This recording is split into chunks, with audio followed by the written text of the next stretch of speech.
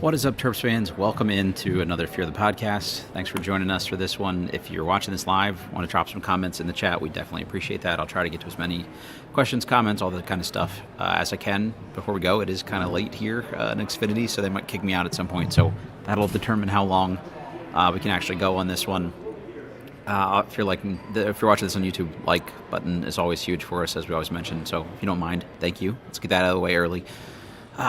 Maryland loses, so that's been a theme here, unfortunately, recently. But I think this is the first one where I haven't been largely distraught after. So there was more to like than not in a game where Maryland still lost by 18 points, and that may seem kind of stupid to say. I'm going to be more glass half full in this one, just because I actually thought there were some real positives. This looked more like the team we expected. Michigan is really, really good. The Vegas line was what it was for a reason. They've been demolishing teams, and for the majority of this game, 33 plus minutes, Maryland put up some real resistance to that a lot of teams have not so far this season against Michigan. So I want to talk through the good, bad, and a few things that were ugly.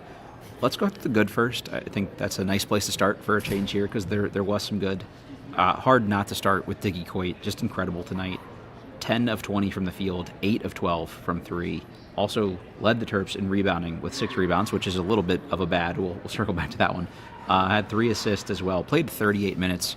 Just an absolute gamer. I thought he was tough. I thought he was actually up in guys defensively as well. For the smallest guy on the team, you got to give him credit for the effort there, despite carrying a heavy offensive load. And really being the offense for much of the night here. The Terps do not create a lot of easy looks for themselves, for each other, and that'll be one of the negatives in this game. But Coit's individual performance was really impressive here. Also thought this was the best Miles Rice game of the year so far. He played 20 minutes. Just looking through my notes here, he looked a little casual. He got an early layup and then got stripped at midcourt because he was trying to kind of be a little too flashy for my tastes, and I think Buzz Williams' taste, because he immediately came out. He had to commit a foul to stop a fast break, pick 6 layup, and after that he was just good, in my opinion. This just looked more like the guy I think we all expected coming in from Indiana, but more so what he did in Washington State. He finishes 5 of 8 from the field, 3 of 4 from 3, finishes with 15 total points, only had 1 assist, but I thought he moved the ball pretty well. Did have 3 turnovers, the one I mentioned, had a steal, which was good to see. Couple rebounds, 2 rebounds. So 20 minutes of play to get 15 points out of Rice. I thought it was a little closer to what we thought. I think we need him to still be able to be in that 23, 24 minute per game range, just because there's not a whole lot of depth at the guard position for the Terps here. Didn't really get a ton from any of the other guards here. Let's kind of run through it here. I thought Andre Mills was solid tonight. Finishes 2 of 6 from the field, 4 total points, 2 total rebounds, had a steal. Played 23 minutes. I thought he was okay. Nothing special. I thought he had a good take late. Didn't settle for a bunch of threes, which was good. He still took 3 of them, missed all 3 of them. But late, I thought he was trying to get to the basket a little bit more. I mentioned this in the preview. I thought the Andre Mills 3-point shooting to start the year was fool's gold for this team, and unfortunate, because I think he thought of himself as a 3-point shooter when he was leading this team in 3-point percentage a couple of games in, and that's just clearly not his skill set. He's a good athletic driver slasher, and I think that's what this offense should be trying to gear toward, getting him more of those kind of downhill looks, and Buzz has really liked that in the past from guards, is how can they get into the teeth of the defense. And I think Mills, especially as the handle starts to tighten up, will be able to do that. But if teams aren't respecting the jump shot, it's just a little easier to sag off of him. I think that's a lot what we're seeing with Darius Adams. He has to settle for so many tough shots because the teams don't respect his perimeter jump shot, and not really doing much to make them do that. He was 3 of 10 from the field tonight, 0 of 4 from 3, and only got to the line 3 times, which is probably a season low for him, if not the lowest, real close to it. 1 of 3 from the line. So just not what we've really seen from Adams. He played 27 minutes. He handled the ball decently, I thought. No turnovers, which is good. Has 7 points. But just has to be able to shoot it to get downhill. So the effort was okay there. George Cherkson is the other highlight of this game. May not look crazy from a stat sheet perspective, but plays 31 minutes after being on the couch for the last month here. And I don't mean couch literally, but just like a guy who hasn't played in basically a month. Was really productive, really active. Up on the channel right now, you can go and look at Buzz Williams' post-game press conference as well, and he mentioned this sort of specifically, and I thought this was a really good line, but it was basically, the summary is that George Turkson is just more of a guy that's going to go out and play hard, and they thought at times he didn't really know what they were doing or what he was supposed to be doing, but he's going to be, the first guy into a foxhole kind of thing, and I appreciate that from him as well. I think that's a consistent theme, is he plays real hard. He's a ball of energy. He's pretty athletic. And if the basketball IQ stuff, factors in a little bit more here over time, I think we'll have a good long-term player here. He hit what I thought at the time was a 3. It was ultimately ruled a deep 2, but showed some decent form and a little bit more touch. Had a floater tonight. I think early in the season here, he was just kind of slinging stuff at the rim. So maybe the time he spent, recovering from this injury was spent working on his form of his jump shot. So I think there's some promise there. Not much from Alex Alston here lately, but between the two of them, maybe you have the makings of some actual front court contributors here longer term. And we've talked a lot on the IMS message board about for Maryland. It's going to be interesting to see what the front court rotation looks like next year with Pharrell Payne and Solomon Washington moving on and Elijah Saunders moving on, that they're going to have to replace a lot of minutes and a lot of production. And maybe those guys are starting to look more capable of filling in to do that. This is a long username here, so I'm just going to call you JC. But a lot of fight from the team, hopefully looking forward, more hopeful than from the previous games. And it looked like the continued practice for the full team has helped. Yeah, that's something Buzz Williams talked about as well, is just having 10 healthy bodies to practice was huge. Diggy Coit, in his portion of the media availability, talked about not playing a lot of minutes, and he mentioned, going from Pharrell Payne to basically George Turkson at the 5 when they haven't practiced with Turkson before this week in basically a month was tough for them, and they didn't always feel like they were on the same page, and that was something that these guys are going to have to continue to work through, because the injuries don't seem to stop. They missed Isaiah Watts and Guillermo Del Pino tonight. They were unavailable, but the other guards, I thought, more than made up for that. And this team is better suited to survive some of those rotation players on the backcourt side missing than the front court side. So burying the lead here a little bit, let's go to the bad for this one. Well, actually, I'm going to go straight to ugly, and we'll circle back to just bad. Unfortunately, an ugly scene for Pharrell Payne. Goes down, what appears to be a knee injury. Knee kind of buckles under him. He's writhing in pain again. The whole coaching staff, or the whole team, comes out to see him, and Buzz from the coaching staff and some of the training staff were out there to see what was going on with him. Buzz mentioned that his teammates were saying, Pharrell's teammates were saying similar things to him than they said when Pharrell went down in the Marquette game, which is obviously scary to hear that they thought it was a serious thing. But then Pharrell showed back up on the bench a few minutes after that with ice on his knee. He was on crutches after that, so more crutches, unfortunately, for this team. But he was out there, and I thought that's a good sign. He's a tough kid, so if anybody can bounce back from this, it's Pharrell Payne. We've just seen it once before, but I don't want to play with fire and have this become a recurring thing where they need to survive Pharrell Payne near-miss injuries. He is too valuable to this team. Jeff Erman said on Twitter that this is the franchise player, and I couldn't agree with that more. This team is going to be in dire straits if he misses a long portion of time here. You saw it in this game. Maryland, on the backs of hot shooting as a team, their best shooting night overall. They finished the night 14 of 27 from 3. That's 52%. That's incredible, and I don't expect it to stay over the course of the season, but you'll probably get a little regression there. Hopefully they could be closer to that more times than not, though, would be great. But you're not going to see this Maryland team held to only 13 free throw attempts very often. It's one of the bads, was the lack of ability to get to the line. Michigan was huge. They knew they had the size advantage, so they were just willing to wall up and just not commit fouls. And the Terps, 9 of 13, that's 69%. That's not going to be good enough against a team like Michigan, especially at home. I would have thought they would have gotten the benefit of a few more friendly whistles here and there, but not ideal from that perspective. So maybe that offsets some of the lack of continued shooting moving forward, but they missed having a scoring presence without Pharrell Payne in the post. I thought he did a lot of damage and created a lot of those early jump shots because he drew so much attention. Dusty May talked about that his players overreacted to just how much Pharrell Payne was doing, and he was willing to go through guys and put a body on people and draw a foul. And that when he went out, that wasn't quite the same level of attention, and their guards could settle in. I thought the perimeter defense got so much better for Michigan when they realized there was no inside threat, because they could kind of wall up and when needed to funnel guys into Ademara, who was absolutely huge in this game, both literally and figuratively.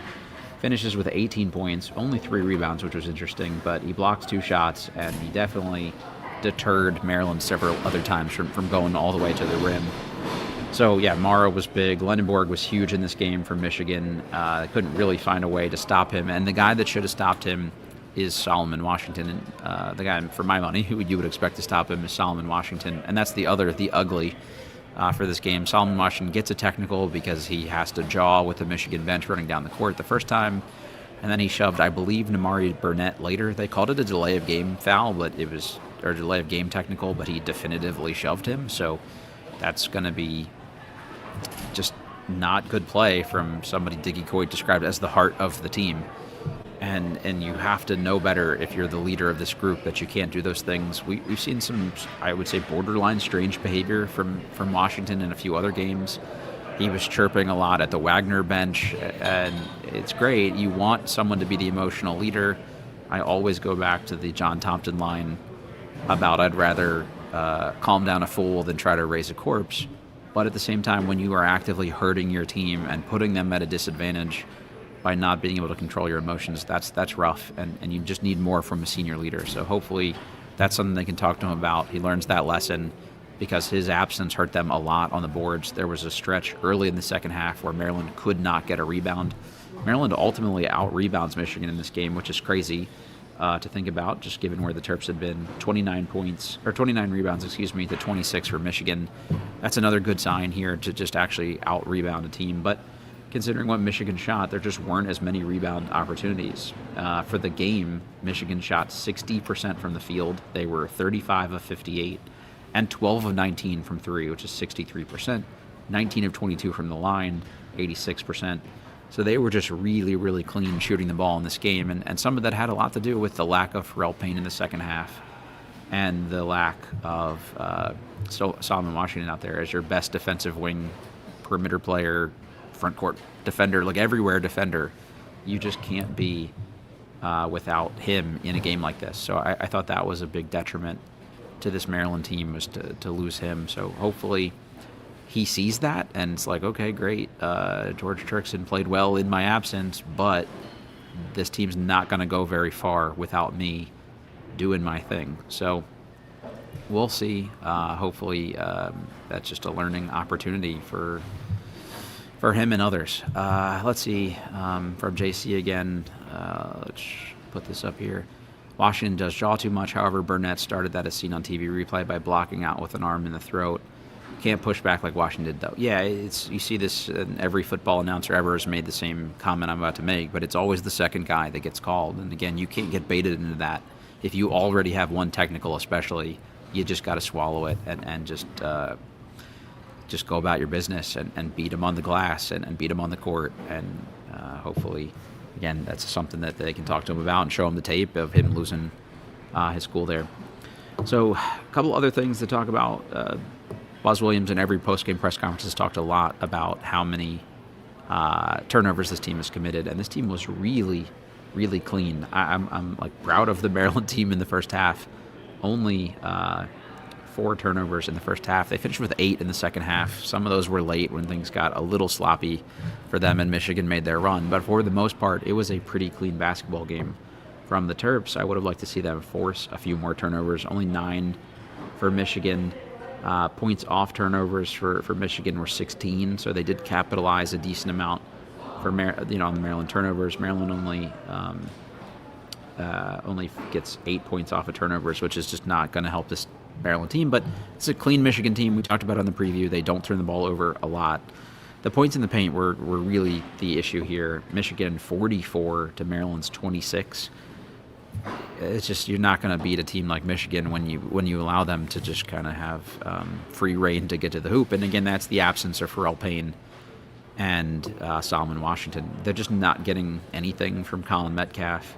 right now. He plays 46 seconds, puts up literally no stats anywhere on the stat sheet. Alex Alston, 3 minutes as the next biggest player on the team. His only thing on the stat sheet was he's committed 1 foul. There's just not enough there. Elijah Saunders was solid in this game, I would say. He plays 29 minutes, scores 8 points, has 2 rebounds. Did have 3 turnovers, though, which was obviously not ideal for this Terps team. So they have to have Payne and Solomon Washington play 35-plus minutes, basically, for them to keep teams like this from just dominating them in the interior. And again, Michigan does this to basically everybody, but you're basically tying both hands behind your back when both those guys are out. Second chance points, Maryland actually did really well here. They had 18 to Michigan 7. I thought that was great to see. Fast breaks, Michigan wants to get out and run. That's where Elliot Cadeau is his best, and he was really good in this game here. I've kind of been an Elliot Cadeau doubter, I would say, but he plays 33 minutes, has 12 points and 10 assists, only 3 turnovers. And I would say he was the one helping produce a lot of those 24 fast break points because he was just ready to push the ball as soon as he got his hands on it. The bench for Maryland, impressive tonight. 30 points off the bench to Michigan's 25. I thought that was great to see. So again, there were some real positives here. Like if you can get this group against, honestly, like more human pedestrian level teams, I think maybe we could actually see, and again, this is assuming Pharrell Payne comes back fully healthy and doesn't miss any time here. But Buzz Williams talked about this. This is more of what they were expecting. Guys are starting to buy in. They're starting to click, getting to practice together. They're starting to gel a little bit more. So hopefully this is the first sign of life from this team and a sign of this is what they were trying to assemble. They looked better on the boards. They protected the ball. They finally made some shots. I don't expect them to shoot at this clip, like I said, but they couldn't just continue to shoot as bad collectively as they had. Another thing Dusty May talked about was just Pharrell Payne as a screener. That's not a thing that shows up in the box score, but it was very noticeable in this game. His ability to put a hip on someone and catch them with his screen was huge for getting Diggy Coit open. So that's another thing you'd miss if Pharrell Payne misses some games because there's just not really another effective screener on this team. Saunders is a little on the slow side, and he becomes more of a pick and pop guy than a roller, so they don't have to guard him quite the same way. Alston's too skinny, Turks are too skinny. They're just not going to put real bodies on people, so they need Pharrell Payne back from that perspective. But the Pharrell Payne Diggy Coit two-man game is something I think is sustainable. Like, again, not to this level where Coit's going to have 31 points on a regular basis, but there's something to that, and you have to at least really account for that matchup. So something, again, we talked about on the preview, so maybe we're all seeing some of the same things here, was just finding ways for your best shooter in Diggy Coit to get more open looks, and Pharrell Payne got him those looks by clipping defenders with those screens. So I thought he did a great job until he went down. Pharrell Payne in 15 minutes tonight, 7 points, 4 rebounds. So just fingers crossed for Pharrell, sending good vibes his way.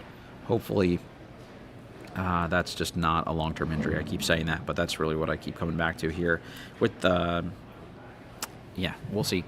Just shout out to Terps fans. This was not been a great start to the season from a meeting expectation standpoint, but Maryland showed out tonight. Like this, they said it was a sellout. The building looked pretty darn full. I would say not all the way full, and there definitely were some Michigan fans in here. There was a particularly loud contingent sitting over by the media section, but for the most part, it was a lot of folks wearing red. The students showed out. I think they're about to go on break here, so timing worked out that a lot of them were still on campus, I think, but it was loud. The building was rocking. Dusty May mentioned that there was some juice that that Maryland got from his perspective, and I think that makes a lot of sense. So we'll see. I did promise to do a mailbag for the show here, so I have collected your questions. I'll do that sometime this week, and maybe attach that with the preview of their next game, and we can kind of knock those two things out at once. Their next game is next Saturday, December 20th, at Virginia at 6 p.m. Eastern Time. Virginia is currently ranked 24th in the country. It's their first year under head coach Ryan Odom, so I'll give you more on them in that preview. So if you did submit questions, thank you for doing that, and like I said, I'll knock those out as a part of that. Thank you guys for tuning in. I'll try to do these more live after the game like this. Again, if you have questions, put them in the chat. We'll hit them, as many of them as we can after these, and again, I'm going to try to line up some more folks to talk about this after the game. Thank you for tuning in. Hopefully this is the the upward trend for Maryland here, that they can take some positives away from this and keep building a little bit of momentum, and we'll see how it goes. They were getting rocked by other teams by 25, 35 points. You hang with Michigan for most of the game. I think that is, there shouldn't be many moral victories in sports, but I do think there are enough positive takeaways here that I feel better about this than I would expect to after seeing Maryland lose a game by 18 in normal years. So we know what this year is. It's not going to be the best Terp year ever. It's not going to be last year. That's pretty obvious, but let's just see what the positives are. And you saw a few things from a few of the young guys here that should presumably be back next year. So there's some things to like. Again, here in the channel, go check out Buzz and Diggy Coit and Miles Rice post-game. They have some interesting stuff. I also put Elliot Cadeau, Yaxel Lendenborg, and Dusty May up there too, if you want to hear any of their thoughts about Maryland. There was some chippiness tonight, and both teams talked about that a little bit. I thought that was interesting to hear some of the comments on the jawing back and forth. So anyway, thanks for tuning in. Really appreciate you guys. We'll be back with more of this as the season goes on Fear the Podcast. So thanks. Bye.